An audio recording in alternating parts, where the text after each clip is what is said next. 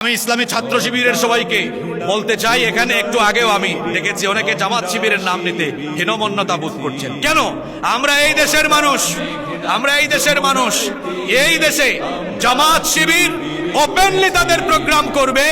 বাধা যদি কেউ দেয়, আমরা মনে করব সে ভারতের পাঁচাটা গোলাম, ভারতীয় রাজাকারকে দেশের মানুষ ভালোভাবে মোকাবেলা করতে চায়।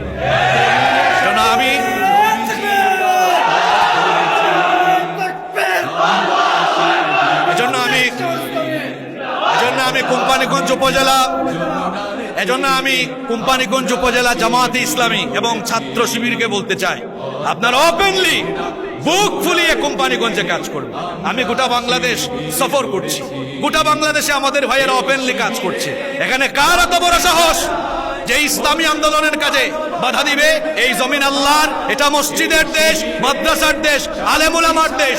জামাতে ইসলামী, ইসলামী ছাত্র শিবির এই দেশে কোনো নেতা নেত্রীর আদর্শ কায়েম করবে না। তারা এই দেশে মহানবী মুহাম্মদুর রাসূলুল্লাহ সাল্লাল্লাহু আলাইহি ওয়াসাল্লামের আদর্শ বাস্তবায়নের লক্ষ্যে, আল্লাহর জমিনে আল্লাহর দ্বীন বাস্তবায়নের লক্ষ্যে কাজ করছে।